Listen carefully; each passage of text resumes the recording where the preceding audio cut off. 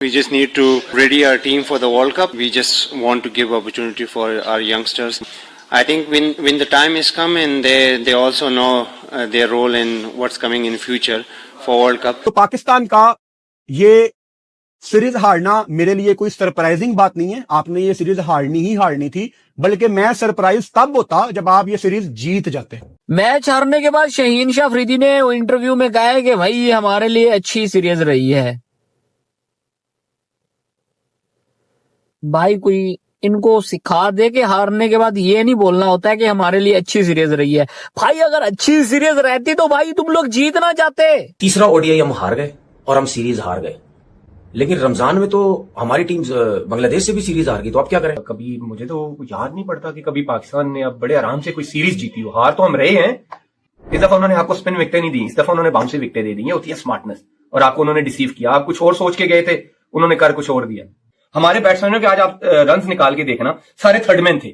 140 वाला बॉलर आता, हमें आगे आना ही नहीं आता, हमें डिफेंस ही नहीं आता। सारे यूं करते कि बस हम किसी तरह से ऐसे थर्डमैन बल्ला लगाएं, सिंगल कर लें। ऐसे नहीं होता। अगर आप वर्ल्ड कप की तैयारी कर रहे हैं तो ऐसे प्लेयरों को प्लीज टीम से दूर रखो। बता पाकिस्तान की क्रिकेट हारी है 7-8 साल से, बुरे तरीके से हारी है। आज तो 10वें नंबर की टीम से हार गए हैं सीरीज। फाइनली बांग्लादेश इस सीरीज को अपने नाम करने में कामयाब रहा। कह रहे 11 साल बाद बांग्ला जीता सीरीज पाक से। बिल्कुल जी, पाकिस्तान सीरीज को अपने नाम करने में नाकाम रहा। लास्ट में मतलब कुछ ना कुछ तो हो जाएगा, लेकिन वो जब आगा की सेंचुरी हुई है ना, उसके बाद मैंने कहा अब कोई फायदा नहीं है। वो जितने रन होने थे ना वो सेंचुरी तक ही थे, उसके बाद तो ये कश्ती डूब ही जानी थी। बहुत अफसोस हुआ, बहुत ज्यादा, क्योंकि ये इतने मामूली रन के साथ आप हारे हैं और आपके टेल एंडर्स में थोड़ी सी भी बैटिंग नहीं है कि कभी मतलब 10 रन ही बना। ये टीम अगर परफॉर्मेंस दे रही है तो फिर आप इससे अंदाजा लगा सकते हैं कि 2027 में हमारा वर्ल्ड कप में जो हाल होगा ये आप सबको पता है। पाकिस्तान टीम की मैनेजमेंट ने पता क्या सोचा, क्योंकि बांग्लादेश को दूसरे मैच में हमने कमबैक कर लिया, 114 पे आउट कर दिया। अब खिला दो जो डकआउट में भी हम जीत जाएंगे। क्रिकेट को लिया इजी, वो ग्रांटेड लिया, बहुत इजी लिया। तो मुझे लग रहा है कि उनको मैनेजमेंट को बताएं कि ये आप ढाका में खेल रहे हैं, लाहौर कजाफी स्टेडियम में नहीं खेल रहे हैं। जो मर्जी टीम आप खिला दें, बच्चे खिला दें, आप जीत जाएंगे। तुम लोगों के टोपी ड्रामे नहीं खत्म होते। हारने के बाद बहानेबाजियां इन लोगों की सुना करो। कौन से सिर्फ 2 भाई यंगस्टर थे, बाकी सारे तो पुराने प्लेयर थे। हम ये सीरीज है अपने नाम कर लेंगे, लेकिन अफसोस ऐसा बिल्कुल भी ना हो सका। और मुझे अफसोस के साथ, गुस्से के साथ और गम के साथ ये बात करनी पड़ रही है। किस उल्लू के पट्टे ने कहा था आप लोगों को कि आप टॉस जीतकर उनको बैटिंग का मौका दो।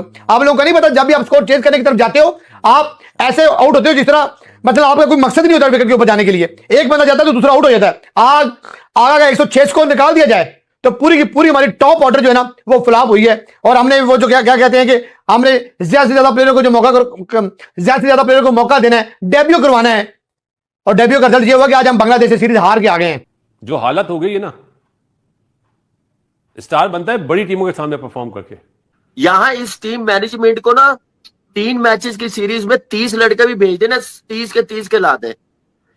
इनको हार जीत से कोई फर्क नहीं है, इनको बस एक्सपेरिमेंट करने का शौक है। पाकिस्तान तो यार बड़ा बुरी तरह हारा है बांग्लादेश से। ऊपर से वो हमारे प्लेयर्स को गालियां भी देते हैं, नाजायज आउट भी करते हैं। चीमा साहब नहीं तराना उधर से आउट करता था, दूसरी तरफ पाकिस्तान गाली निकालता था।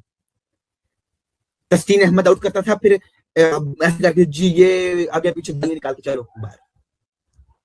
जय हिंद दोस्तों, आपको ज्ञात होगा कि पाकिस्तान और पाकिस्तान की मीडिया भारत के बगैर अपना खाना पानी चला ही नहीं सकते। पाकिस्तानी यूट्यूबर्स हो, उनकी मेन मीडिया हो या उनके मीडिया पर्सनल्स जो कि यूट्यूब पर बैठकर ही अपना दाल भात चलाते हैं, उनको भारत के बगैर कुछ भी दिखाई या समझ में नहीं आता है। इन लोगों की मजबूरी ये है कि भारत को मन से घृणा करने के बाद भी भारत की प्रशंसा करनी पड़ती है और कुछ न कुछ सकारात्मक बोलना पड़ता है। हालांकि इनके चेहरे के हाव भाव से हमें पता चल जाता है कि ये जो बोल रहे हैं उस सब पे इनका विश्वास बिल्कुल नहीं होता। जहाँ तक बात रही पाकिस्तानी मीडिया और यूट्यूब चैनल्स की, भारत के बगैर इनका दाना पानी चल ही नहीं सकता। ये जब तक भारत को कोस न ले और या भारत की कुछ कमियां न बता दें, इनका काम चलता ही नहीं है। मनोरंजन का क्षेत्र हो या बात हो खेल जगत की, चाहे विज्ञान का क्षेत्र हो, चाहे पॉलिटिकल